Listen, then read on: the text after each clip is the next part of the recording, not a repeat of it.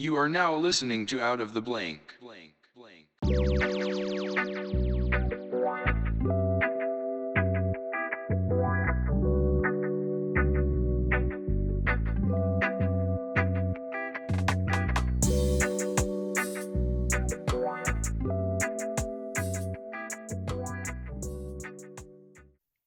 Well, welcome to another episode of Out of the Blank podcast. I'm here with Ellen Rizzo. Heyo. Ellen, tell me a little bit about yourself and what do you do professionally? So I live in Baltimore with my husband and my 3-year-old, and I am a licensed mortician. All right. Oh, go ahead. Well, hang on a second. You said Baltimore, so I have to ask, how do you pronounce the days of the week? Oh man. See, now I'm originally from Delaware, so does that count? Hey, that still counts. You had developed that Baltimore accent. I didn't know that I had one. I guess just living so close by, but like I'll say something and be like, "What are you doing?" I'm like, "Well, on Monday." And then like, "What'd you just say?"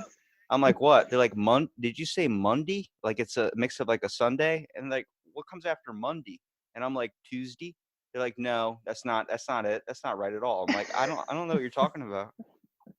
Yeah, no. Monday, Tuesday. I don't think I have it. Oh, Wednesday, Thursday, Friday. so I'm the odd man out. You are. But Yeah, you did mention you like ketchup on your eggs, so I sure do.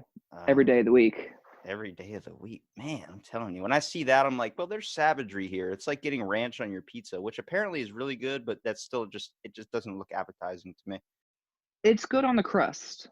I wouldn't say you don't mix the ranch with the cheese. All right, I believe that. I mean, I don't know why hot sauce works on eggs, but when I see ketchup, it's like, no, no, no, no. Now we're crossing state boundaries. I don't like this. Yeah, I don't do hot sauce. I can't get down with that. But I'm a wimp. you said you were a licensed mortician. I am, yes. So what exactly does that entail? Is that anything like a funeral director, or is that more of dealing with the kind of the corpses in general? So it's actually both. In Maryland, licensed mortician means that you could do everything with decedents and on the front end with the families and things like that. So everything from arrangements with families to doing embalmings and everything in between. All right, I got a lot of questions. I actually recently, you were going to be my first person ever that has been a funeral home director, but then like randomly I was talking to a chef and he was like, "Oh, I do a funeral home thing." I'm like, "It's a good thing I had him on before you because now I can ask some like real serious questions because the other questions I was asking for him were like what a 12-year-old would ask basically. I had so many. I was like, "Do they get all the ashes into the urn when they do the crematory? Like, how do you know if you're not getting a piece of somebody else?" And he's like, "I don't know, man." I'm like, "Do they use a shop vac?" And it was I was going all over the place. But Right, right. when it comes to being a mortician, how'd you get started even to first of all doing that? Like, that's not a job that a lot of people are signing up for. No, it's not. So I was like petrified of death when I was a kid, and I had like really bad OCD with it, like that one of my parents was just going to drop dead. And then at 13, my dad had a massive heart attack in the middle of the night at 41 and dropped dead. So it got me kind of intrigued, and I had to get over that fear. So as I was, going throughout middle school, high school, I just figured, you know what, I've had to deal with it head on. Maybe I could help other people. And that's pretty much how it started. I had the tiger. You had to literally, you were afraid of death and you wanted to get a job that was around it 24/7. That's common with a lot of Yeah. people. And the OCD thing too. I think I had that when I was a kid. I would always walk in and out of a room and I had to flick a light switch like 45 times to make sure my parents didn't die. I don't know Hell yeah. how the hell I uncovered that riddle, but I remember my dad just going, "What are you doing?" I'm like, "I got to flip this, do this thing so nobody dies." And he's like, "You know how much that's charging me on electric? Every time you flip that switch, that's like 25 cents." And I'm like, But you were "Damn." saving a life. I was like, "Bro, is it really it's worth it, man? I mean, someone gets to live. I just have to flick this 50 times before we leave the house. And if anybody interrupts me, I got to restart it." Absolutely. Yeah, no, I was the exact same way. I had to, not step on a crack on the sidewalk, and same thing, with the light switches. It was like people use OCD kind of, they just throw it around, but I think I like legit had it. Well, Um, it's weird because we're living in an age now where like mental health and all this stuff is starting to get like really super looked at. and it's Yeah. becoming very, very popular. Just people getting diagnosed, and it seems like they're just writing off waivers. Like, do you really have depression? Like, how can I tell? You know what I mean? It seems like the people that really kind of like, oh, I don't have it, seem to have it the most. And you uncover some things. Like I went through school, and when I was going through school, nobody really knew what ADHD was. Hmm. And they would say, it's all in your head. I'm like, well, that's the problem. It's in my head. I can't not act this way. I cannot be hyper. And they used to like send me out of class all the time. Like, I just can't handle you. Get out of class. I'm like, okay. And they try to convince my parents I was like mentally challenged. But back Hmm. then it was just so unknown of what it was. Like very few people had it. And then suddenly, like when I was in high school, everyone started coming out saying they had ADHD and everyone was getting medicated for it. It's like, man, that just dives into a whole nother realm. I'm glad we're looking at it more on the basis of nutrition, but we're always uncovering something new every single like 10 years.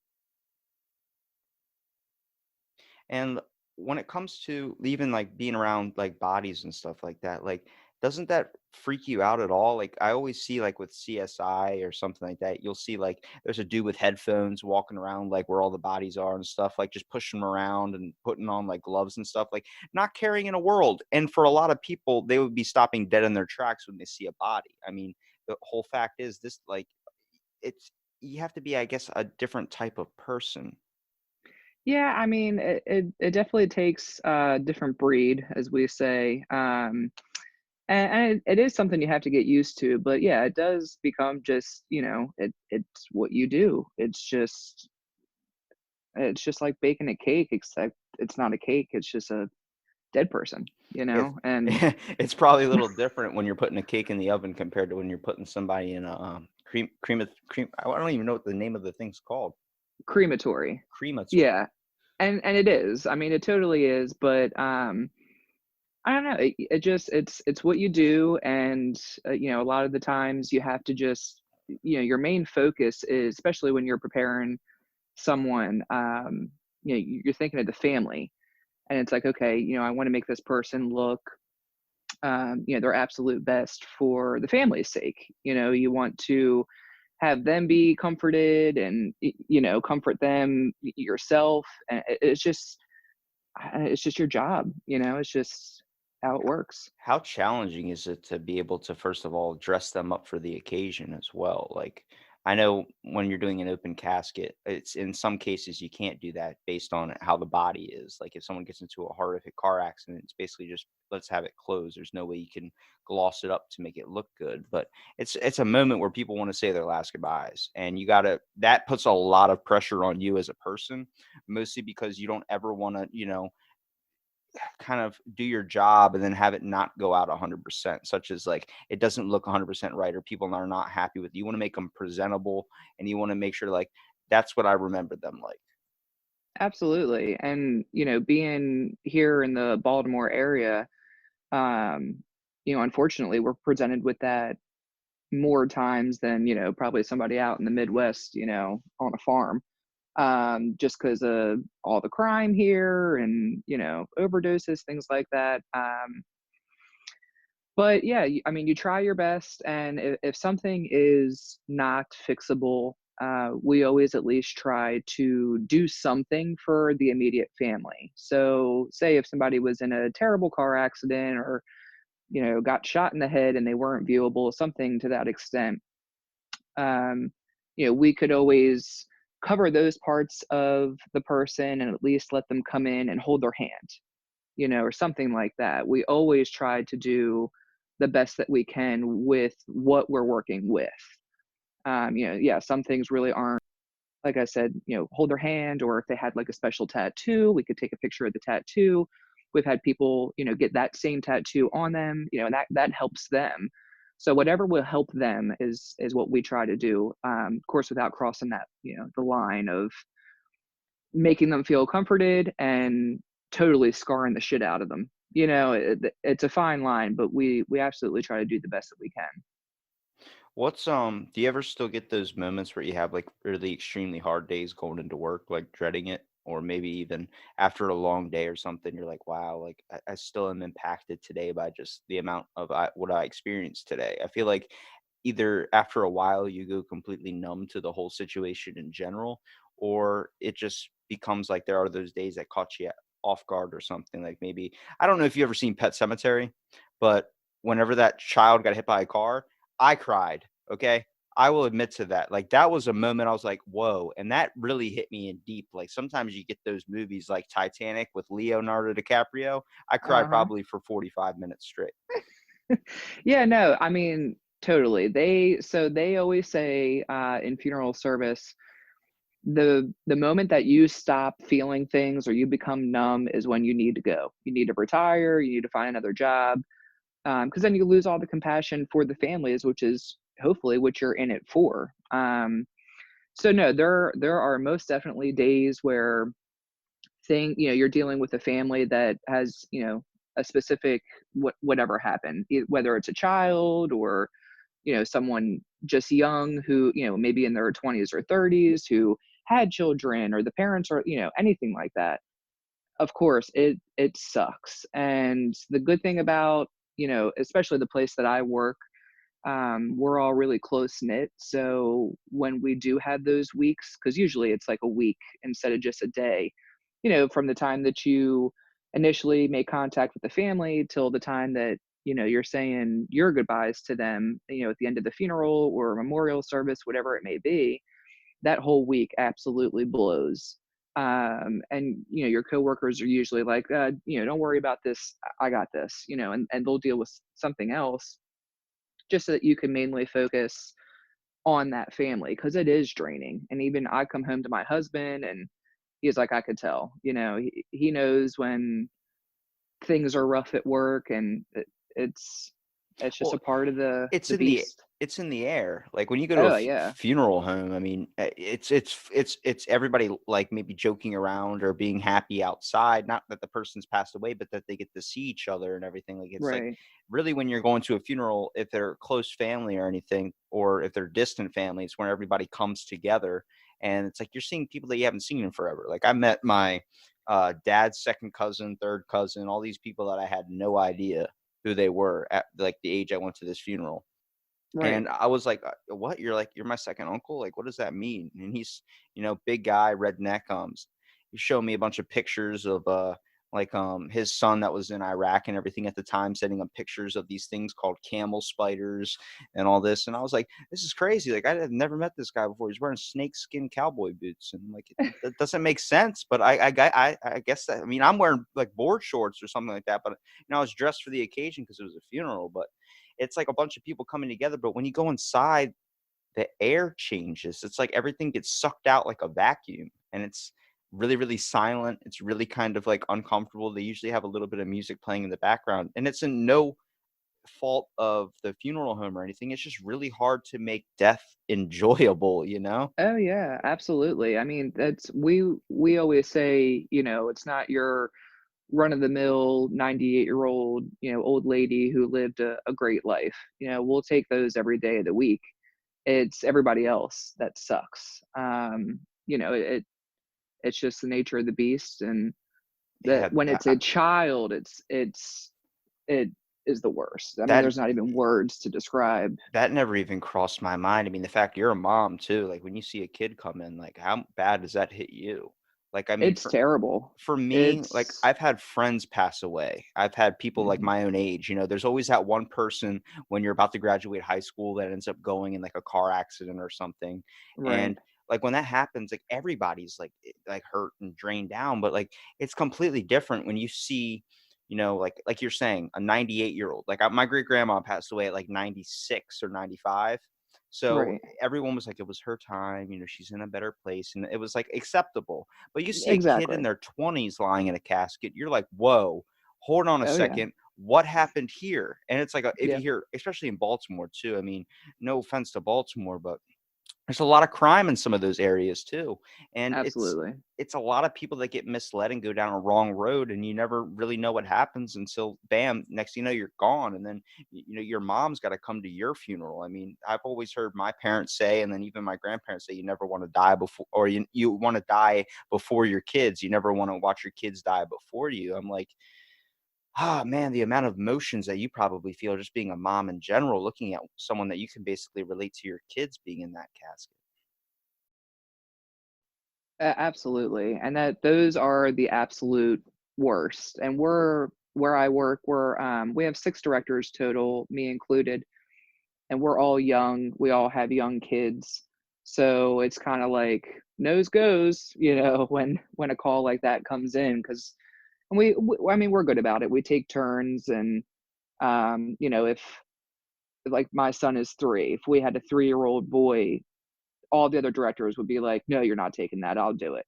And um, so we're all pretty good about it in that sense. We all look out for each other because we know what it feels like, and it does. There's no way around it. It absolutely sucks, and it's almost like there's more pressure because of course, you want to do your best for everybody, but you extra want to do your best because you feel so freaking bad Yeah, you for you the basically put yourself parents. in their shoes. You Exactly. try and relate Yeah. try and relate as much as possible. Just being able to understand their situation too, and it's really really kind of strange because ah, it's a difficult situation, obviously, to be put in. First of all, especially if you're going to a funeral and you get to see a loved one there, but emotions are all over the place. There's people that Mhm. are freaking out. There's people that are trying to hold it in. Like at any moment you do something or something gets out of hand with someone that's at the funeral, there could be a fight, there could be a bunch of different things. You could have two people screaming at each other like you did this or all this types of stuff. Like that just puts even more pressure on you. How do you try and develop a situation like that? Like how do you try and calm people down or be able to make sure no one's trying to jump on the casket or something like that? Like I've seen that happen before. Yeah, I mean, it definitely does happen, and usually you kinda see it coming, through the way that someone's acting, just at the arrangements. You can kinda tell that it might be a little hairy, at the first viewing, and honestly, you just have to, we stand in the back, and you just gotta anticipate everything and take it as it comes. We have a saying, "Hurry up and wait."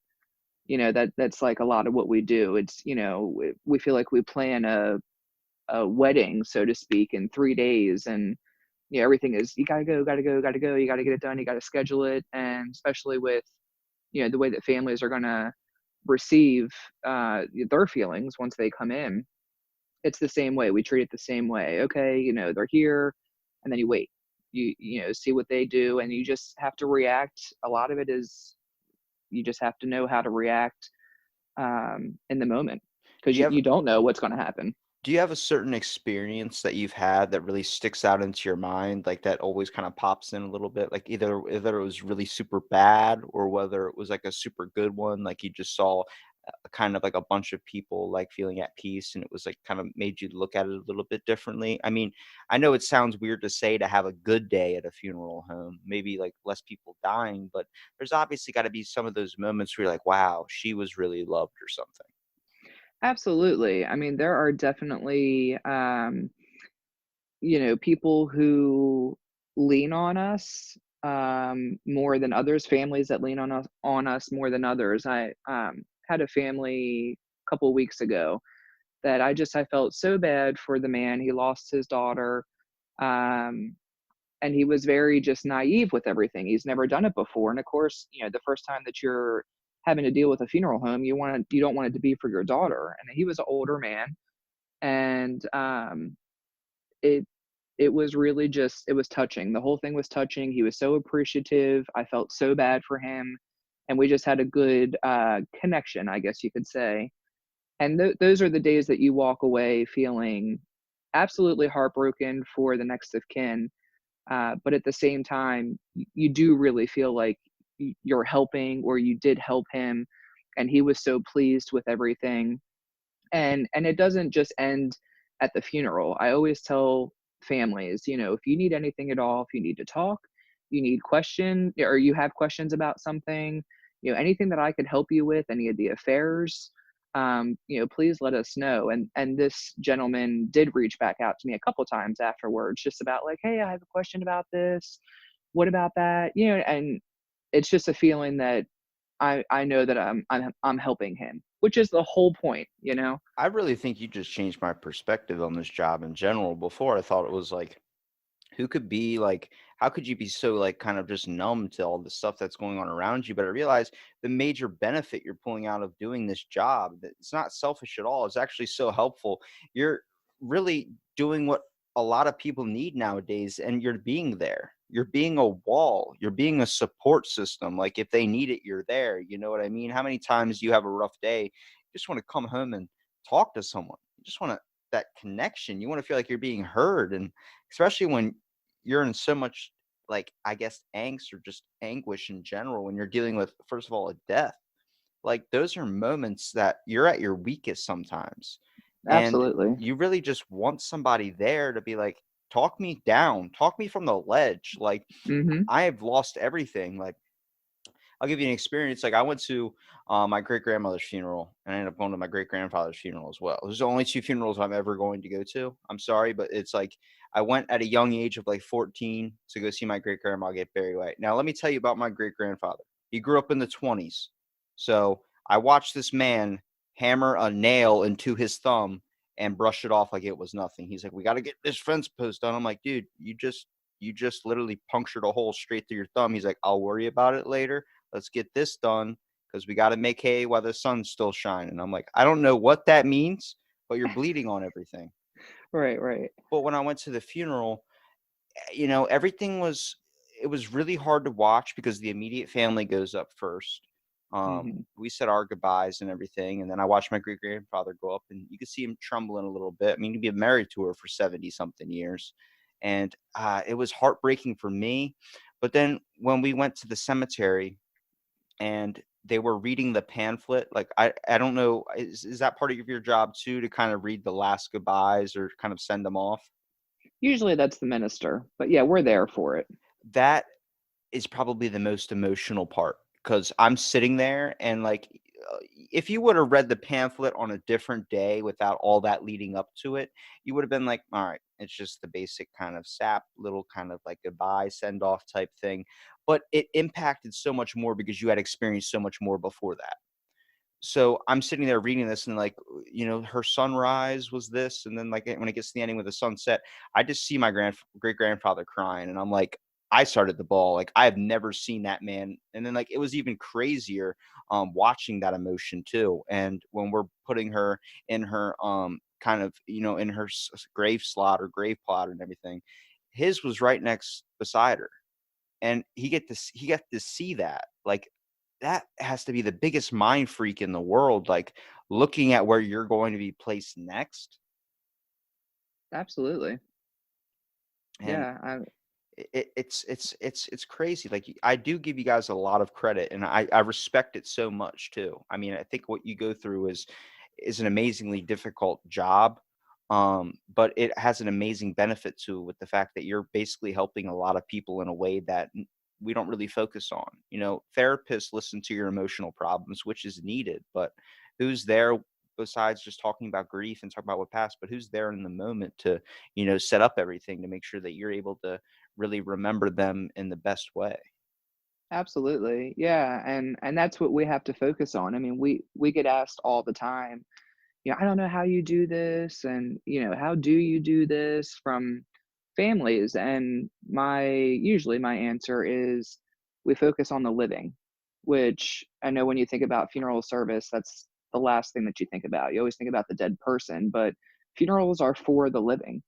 And that's just the truth. So that's what we focus on is, what does the family want for their loved one? What is going to make them, rest a little bit easier at night knowing that they put their loved one to rest the way that they wanted to?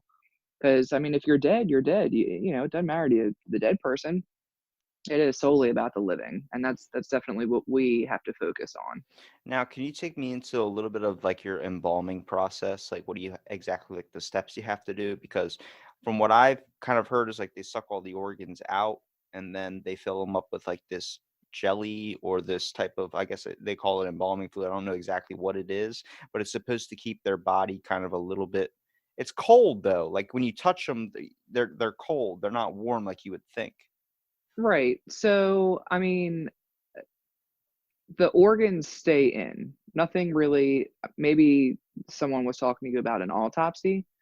Um, but if we're doing an embalming on someone who passed away of natural causes, there was no investigation with a medical examiner or anything like that.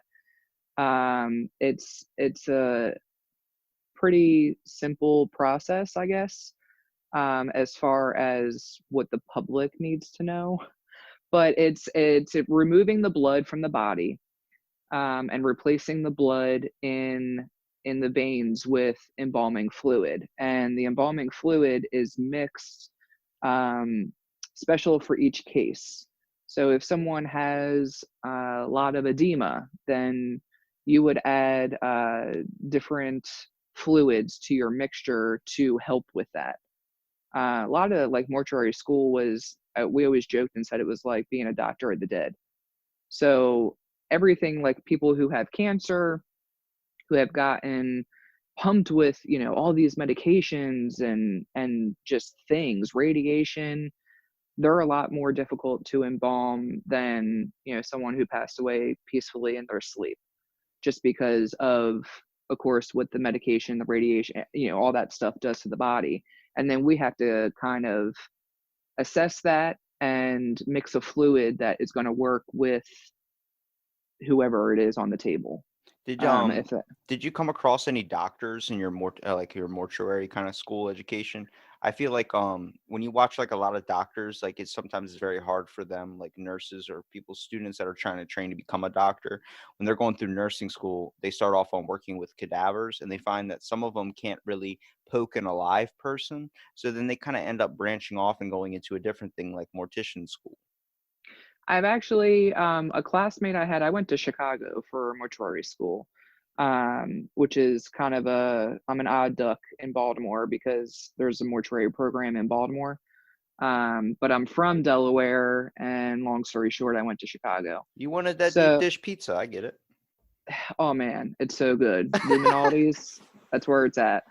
Um, but no, it's actually, I didn't meet any doctors, but a classmate of mine who, she was in the program and then she wind up doing the opposite. She actually is, I believe, a nurse now. But no, I've never met any doctors in the program. I always just looked at like there are some people that can handle the sight of blood. Like Hmm. I can handle blood, I can handle all that type of stuff. But then when I'm watching TV and I see like all the bodies laid out and like I keep I know so is it called a crematory if they're not getting cremated? No. So what, Or it'd be a mortuary. a morgue. Okay, a morgue. You're talking about a morgue, yeah. Yeah, that makes sense. I had a my student driving instructor when I was taking when I was getting my permit, he kept saying like, if you don't stop at a stop sign, you're going to the morgue, and everything was just you're going to the morgue. You're texting and driving, going to the morgue.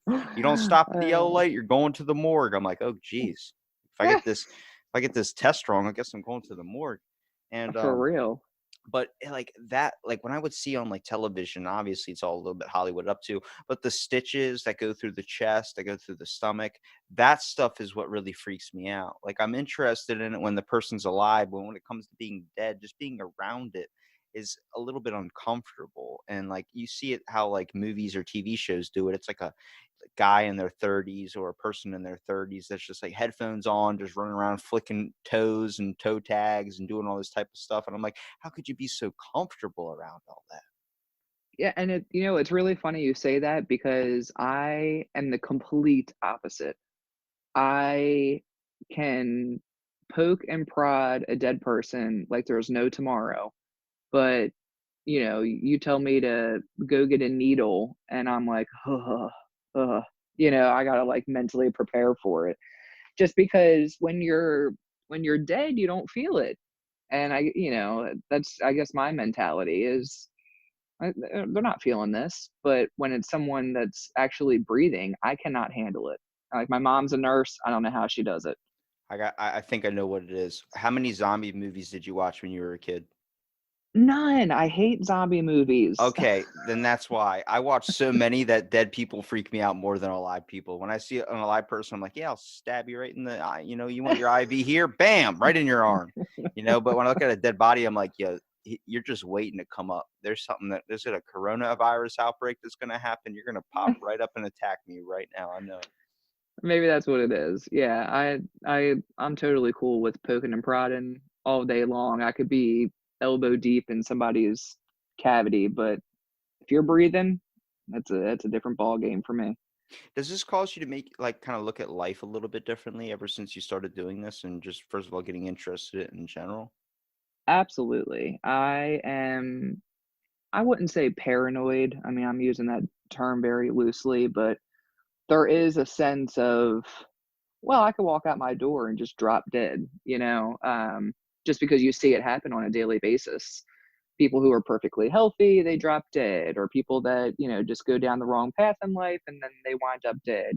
You see so many different cases that you can't help but incorporate, those thoughts in your own life. Like, all right, well, yeah, I'm gonna go run to Walmart, but somebody could run a red light and totally just kill me, and especially when like having a kid now that I'm a mom, extra precautionary when it comes to my health, and I want to make sure that I'm around long for him, and I'm worried about my husband, and nothing's wrong.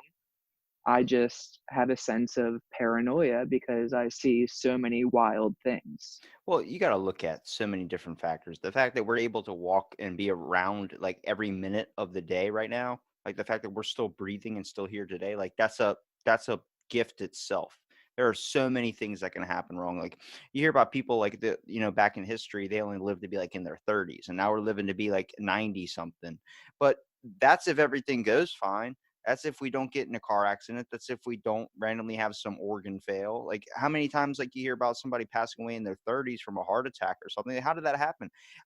They just got the blood clot. Like that's what happened. It's like, but they're in their 30s. It's like you understand that we're literally giant bags of blood just walking around, and the fact that we don't even spill open anywhere is an amazing fact.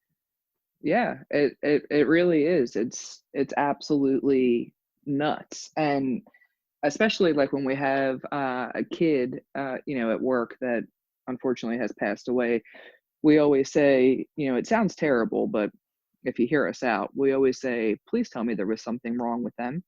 Like they were born with some unfortunate diagnosis or something, because you don't want to hear that they just drop dead, because it makes your paranoia even worse. Yeah, and the only way we can ever really relate to it, it's where people. Now, are you religious? Because that's where a lot of people usually turn to. I have, yeah, I mean, I have religious tendencies, but I'm not a Sunday morning churchgoer. I try and look at because a lot of people cope with death by turning towards religion or doing a lot of praying and stuff, and I'm like, that's it's becoming the norm now. Like you're probably seeing it yourself. Like how often are we going to start having funerals the same way that we've been having them for hundreds of years? I mean, we're living in this era now, like the hipster generations, the millennial generations, and someone really brought up a good point. Like you're seeing a lot of them not really care a whole lot about their passed away loved ones, mostly because they don't know them that well. Like we're living in this era where like, back in the day you had both parents, you grew up in a household, even if they didn't like each other, you still had your parents, but now we're seeing different separations, people never knowing their mom, never knowing their dad, never knowing this. And you're just coming across so many different things. It makes me wonder, like, especially we're living in a world now where people rather be cremated instead of doing a casket scenario and doing all these types of things. They're finding better ways to kind of, change up the death process, such as like maybe getting planted or planting a tree or something, and then your ashes being infused into the pot. And it's like, how often are we still going to have funerals maybe 100 years from now? Do you think it's going to change into a whole new process? Absolutely. And in order to maintain um, being licensed, you have to do like continuing education. And a lot of our continuing education, like seminars, are on that because the game is changing, you know, rapidly. It's 100 years ago, cremation, was, especially like with the Catholics, they just came around to cremation, and it's 2020. So it's definitely changing, and you just got to keep up with the times, the technology and the different ways that people are coming up with doing the disposition of their loved one. that's a big part of, funeral service now, just keeping up with the game, because it totally is changing. Absolutely. Now, hopefully not anytime soon, but if you were going to have your own funeral, how would you like to go? Would you like to be cremated? I when I first got into funeral service, I did not like cremation. And I always said, I don't want to be cremated because I know my mom wants to be. And I was like, no, you're not being cremated. Now that I'm, 11 years in, I really don't give a shit. I know it sounds terrible. That's the best answer I have ever heard. I truly don't. Whatever is going to give my family a peace of mind, go for it. Whether that's, throwing me out on a raft and lighting me on fire, That's what you I'm know, saying.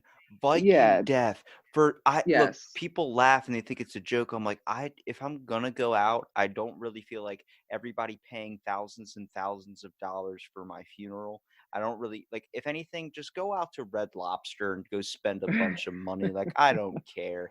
And Yeah, I mean, that's always the event after a funeral. You got to go out to eat and then kind of you're talk right. and, get over it that way. But no, just party, do something. Like, I started noticing, like, throughout history, I got really interested in the fact of like grave robbing and stuff, mostly because I read Mhm. this book on 19th century Victorian surgery.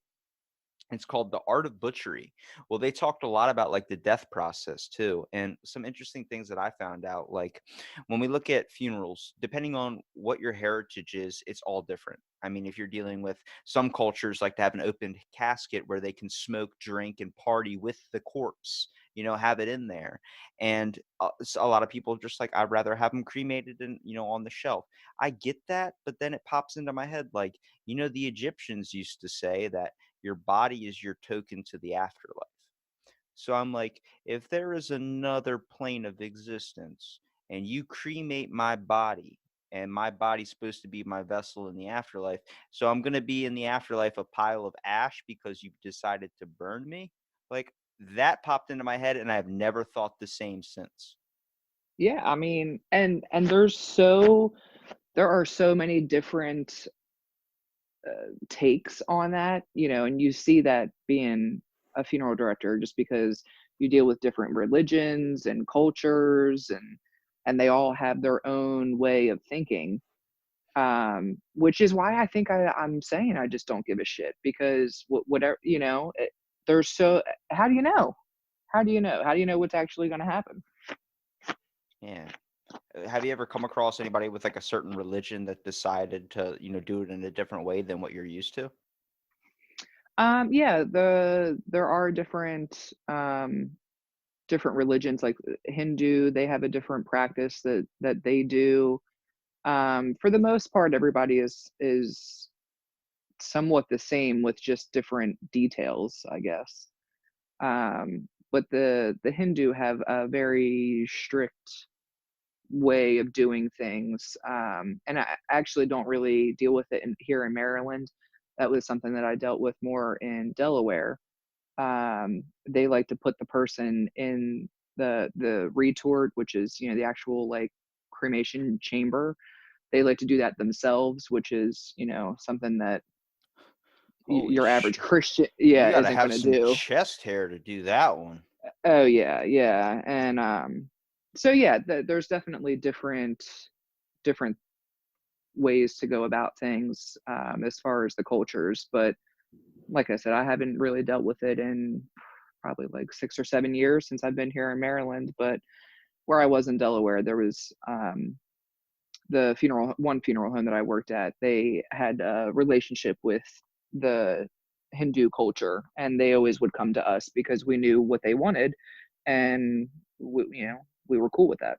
Well, it's definitely hard to trust a place that you never, it's hard to, first of all, develop a relationship with a funeral home, just randomly like, oh, I'm going to decide to do this. So then one day it's a smart idea to maybe, because they're basically taking care of everything for you. But the thing is, like with burials and stuff. The reason why I was asking if you think that's going to shift is because at one point in our history, like a lot of people didn't want their family member buried.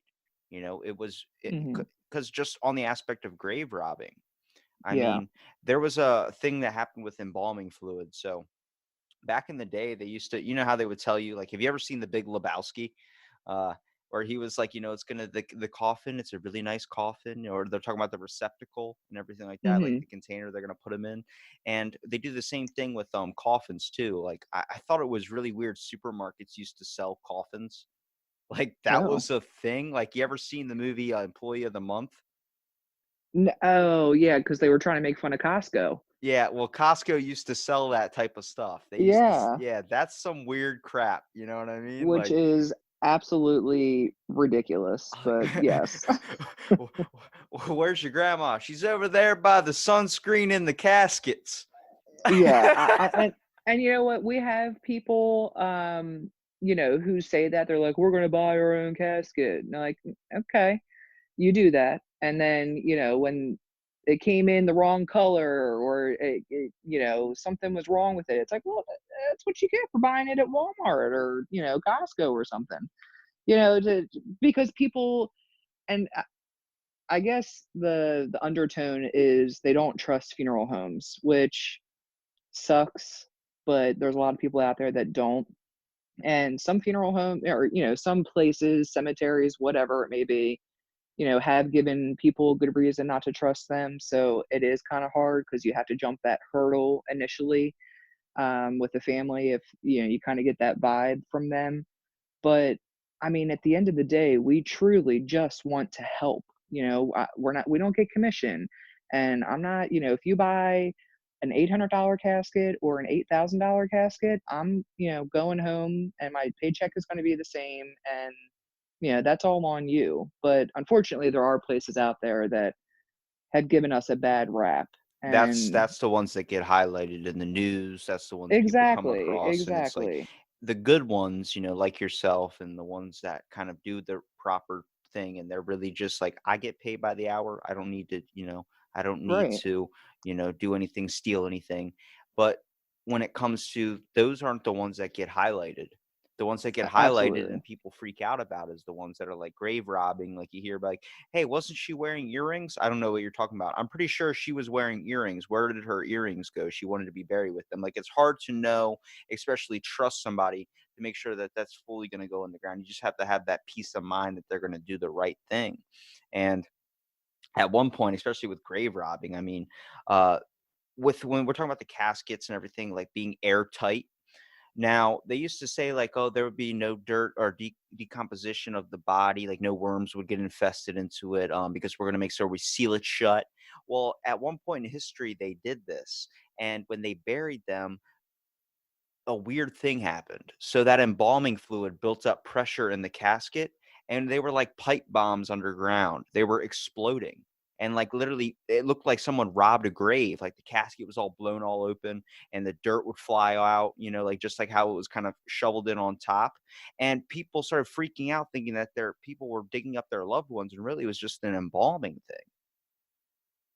And there was a thing too, like, people used to bring the body back home with them, and they would have it in their house because they were too afraid of leaving their loved one, to go, they didn't want their loved one's jewelry to be taken from them. They didn't want their body to be ransacked.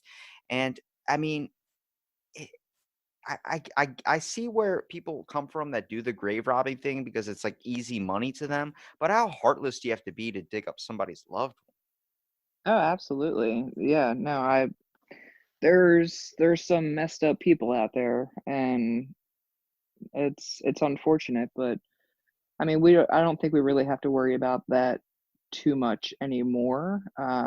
Like you said, definitely in the past. Um, Well, did you ever get any education, or maybe there's like a guideline that you kind of go by, like maybe being warned about it? Because I mean, I'm not saying, Baltimore's that bad, but I mean, there are some people out there that will do anything, especially with how big drugs are getting. Like, oh yeah, no, absolutely. To be honest, it's more so that people go into the cemeteries and they actually steal, like if it's a flat marker, so if it's flush with the ground, there's typically like some sort of like bronze vase that like kind of screws into the flush marker, and people will go into the cemeteries and actually steal the bronze vase and then go to where they scrap metal places And and sell it. get, yep, and get money for it. And that's actually a big problem here in Baltimore versus the, actual grave robbers. They're more monument robbers, so to speak. And so that is, yeah, a bigger problem here is the scrap metal. Just collect some cans, man. I mean, I used to do that when I was I a know. kid. I used to just pick up you could probably find so many just on the street. Just take a stick. Yep. And I was at a graveside service and watched a guy come in, and he had a backpack on, and the cemetery caught him, but it was like pretty obvious what he was trying to do. But yeah, that's an unfortunate thing, and that's what's more popular, unfortunately. Well, there was like, I mean, I get it. When it comes to like the aspect of like a funeral home, like with the markers and stuff, I think it is important. But when I remember, like in my local town, like Berlin, Maryland, there's like kind of like a little bit of a rundown church. It's kind of freaky because the bells toll. I don't know who the hell's still ringing it unless it's hooked up onto an alarm because the places look run down for the longest time. And one of the gravestones says literally Indiana Jones. Like, I don't know if that was a joke name or if that is like a real person that's name was Indiana Jones and it just happened to fall that way. But I was like, I'm looking at it. It was a weird, like, kind of like when you look at the markers, it really kind of depends on how much do you love your family member that you're going to get an crazy exotic marker. But I'm like, I don't think that really shows anything. You know what I mean? But for a lot of Right. people, it's like I have to get them a big, beautiful headstone. It's got to be a beautiful headstone. It's like for me, I'm fine with like a rock. Just place a rock down and then write like I don't know something like a joke or something. I don't know. Well, and talking about that and the grave robbing thing, gypsies. So gypsies are in certain cemeteries around here, and they will, when they bury their loved one, the monument that they put on, it's usually pretty elaborate, but they will put like Jane Smith, or they put made up names on there specifically so that the other like clans in the gypsy world won't go dig them up and take whatever out of the casket, because they always bury with jewelry and bags and money, and that's their belief. And so when they do bury, yeah, they put them under a different name so that the other clans don't really know who it is, so that they won't dig them up. That is really interesting. I actually never knew that. Yeah, so that's, I mean, that's definitely something that we deal with here. It's like an east um side, west side like battle, but with gypsies. It is, yeah, and, I don't know too much about, like, their different, I mean, I don't know what the politically correct term to say is, as far as their different, like, clans in the gypsy world, but, yeah, they're here in Baltimore, and that's what they do. It's wild because it seems so old, old school to do it, but they're still doing it today.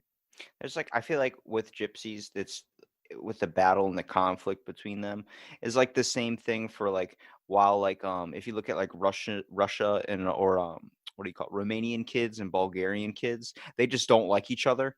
They just have these preconceived notions of each other. Like the Bulgarians are savages, and the Romanians are like gypsies or kind of fairy tale, like little like high class or something. And I'm like, because I worked with them, and I was like, why do you guys think this way? And they're just like, it's just what they are. I'm like, you're living by preconceived notions of what happened maybe way in the past and still holding it to this day. Like you don't even know why you're hating the person. Like that's the same Exactly. thing with gypsies. They've just been fighting for so long. It's like we're just gonna keep on fighting. It's like a turf war. Yeah, no, it totally is, and that's why, like, some of the, one cemetery around here, when you go in, the monument is the front of a Rolls Royce. Um, Damn. yeah, Oh, that's badass. it's crazy. Yeah, it's definitely something to see. I see. I sit here and I say I don't want anything like special when it comes to my funeral, but I do want a badass statue. Either that or bronze me and put me on the front of a ship. Nice. I That would just be feel pretty like, interesting. I don't know, I want like a cool statue after me, even if it's like small or like medium height. I just want something that's like, I don't know, it's like something cool like an eagle or I don't know, something. It can even be a banana. I don't really care. I just want a statue. It's like literally just like when you get a trophy for like participation, it can be that. I just want to know that you tried. Right, right. I'm sure it could be done. Well, even with the fact, like we're talking about, like the matter of life and how precious it is in general, and kind of learning it too. But when it comes to the fact is, if I was going to ask you if you could live forever, would you take it? No, absolutely not. I feel the same way. I mean, I've asked so many people that question, just like just walking around. Like, if I could give you immortality, would you take it? You know how many times I get the average yes? There's no It's way. it's Mm-mm. 99% of the time I'm getting a yes. And people ask me, what would you do? And I'm like, no, I don't want to live forever. Because I relate it to one movie I saw that really kind of changed my perception on everything. It's The Last Witch Hunter with Vin Diesel, when he's Mm-hmm. sitting on the bench with Elijah Wood and they're talking about the city and how beautiful it is. And he's like, I've seen this city before it was what it is now, built upon blood and lies, and watched loved ones pass away. And I was like, that's so true. Imagine that. Like, we spend every day trying to prolong death, trying to make sure it doesn't hit us. Taking supplements to live longer. That's all we're doing. We're taking stuff like hair growth. It's like, but when it's your time, it's your time. But we spend so much time trying to chase this immortality. But I think what you got to learn is the beauty of life is the fact that it is so fleeting. It is meant not to last. It's meant to be like a fine wine. Hopefully it lasts long and you live to a good ripe age, I would say. But a lot of times you get scratched off this earth, but I think that's what makes your time on this earth more precious. So you want to be doing what you want to do.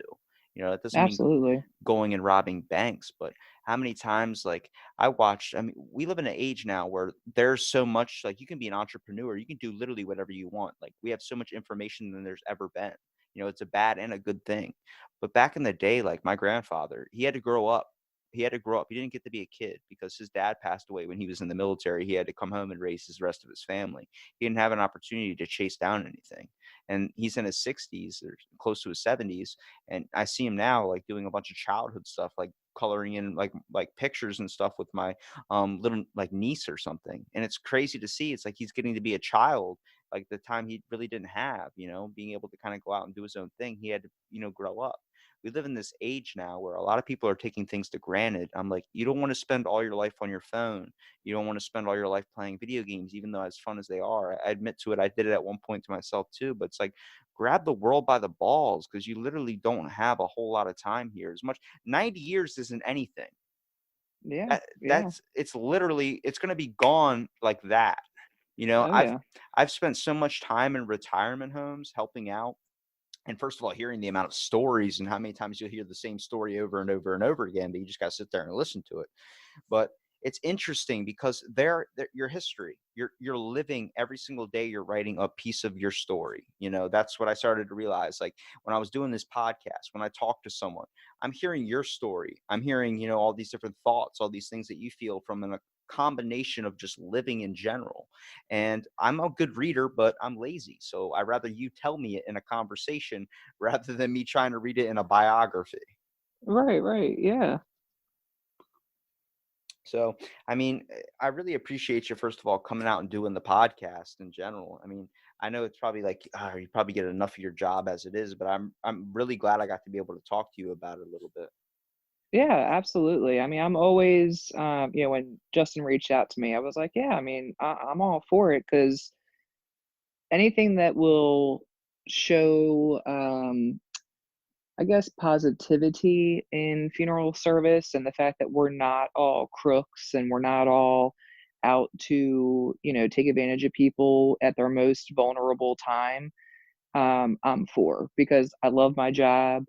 I love funeral service, and it's about helping people. And I want people to realize that of course, there's always bad people in every single thing.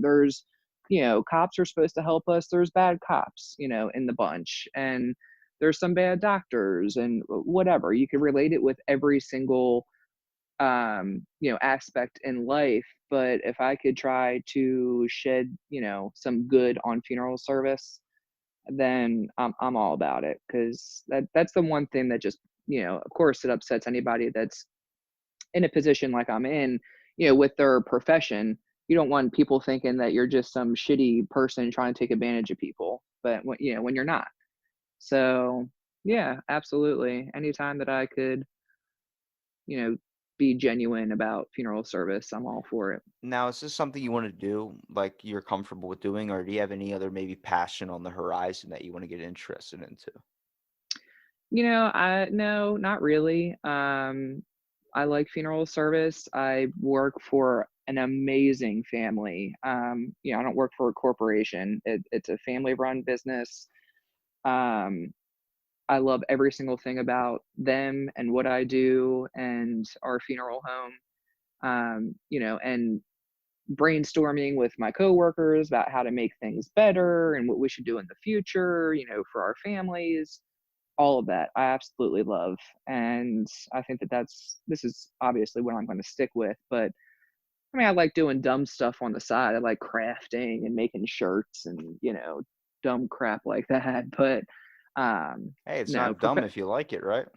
oh yeah, yeah. No, I mean, I make a little side money off of that kind of stuff, but funeral services is it for me. That's where it's at. I do have to ask though, how many times when you're in like being around all the bodies and everything, do you just have a conversation with one of them?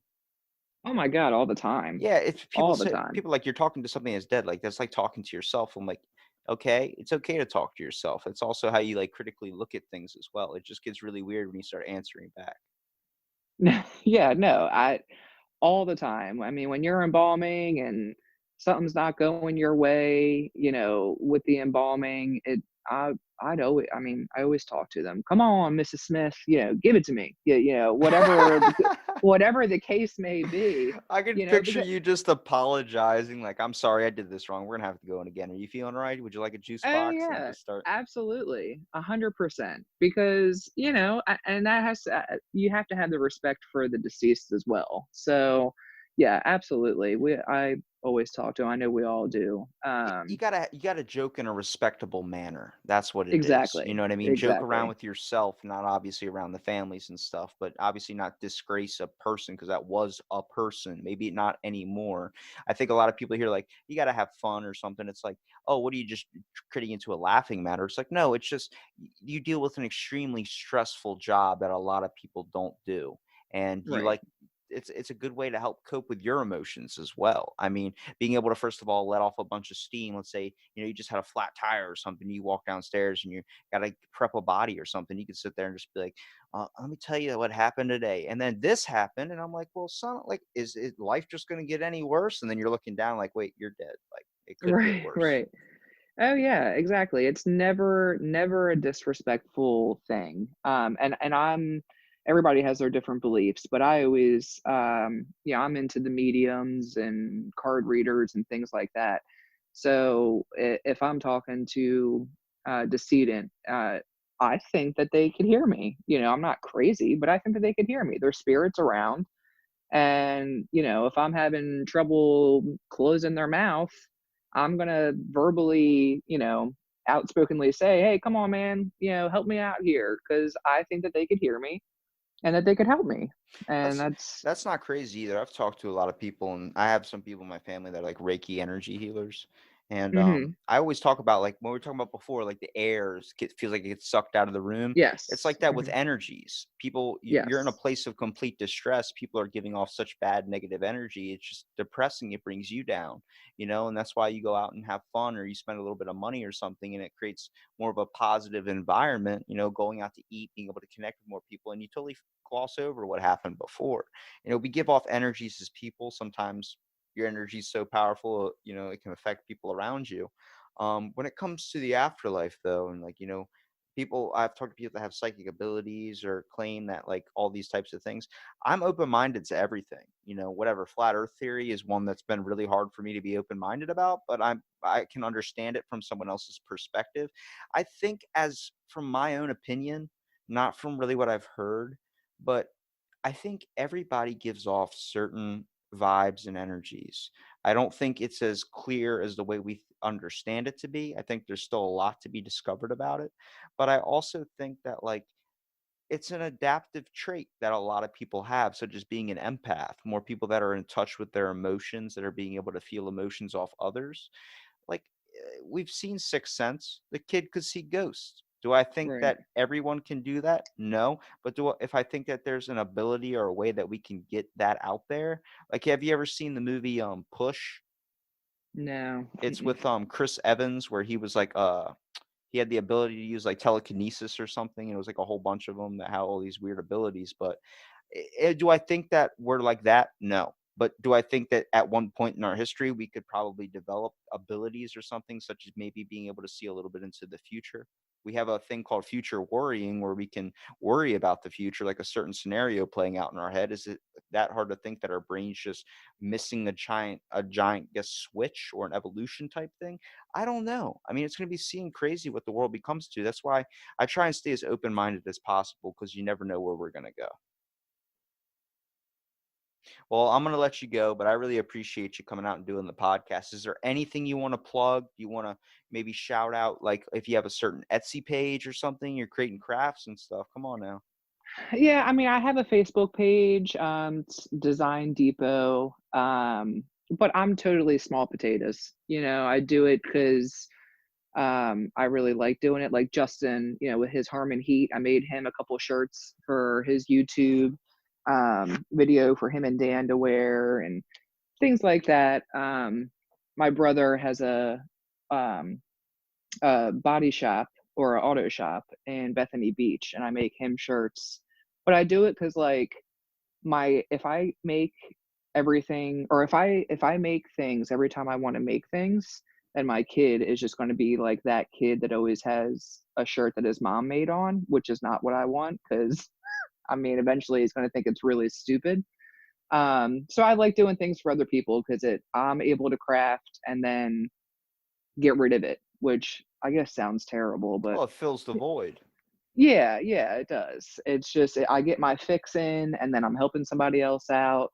And because everybody's always telling me, well, you got to charge for it, or no, you need to charge more. I'm about to And get it's it like, out of the blank T-shirt. I'm telling you that. hey, I I had could hook a you up. listener get a merch shirt of my podcast before I did. Shout out to Pam Hartman. That was awesome. But it was like someone got merch before I did. Like, I don't even have my own shirt. But no, I'm definitely gonna hit you up for a shirt. That's Totally. Yeah, I need one of those. you think of it, I could design it. I come up with different designs. That's what I did with Justin. I have this I idea of a grilled cheese exactly. floating in outer space, and I I made could it do it. on the Teespring site, and it's like, it's gonna be $40. I'm like, yeah, I don't care about cheesesteaks in space that much. Right, right. No, totally. You think of it, I can hopefully create it. So yeah, Right on. hit So me up. what's that Facebook page called again? It's Design Depot. Design Depot on Facebook, and I'll make Yep. sure to link that too, so everyone can kind of go over there and see that too. Because I mean, you're downplaying it. I get it. You're playing it cool. I got you. Got you. And Hey, look, I barely have time for shoot, being a mom and a mortician and all that. So yeah, no, but I do like it. So it might take me, maybe a week more than somebody else, but I'll get it done. there you go. Well, thank you so much, Ellen, for being on this episode of Out of the Blank podcast, and stay tuned for our next episode.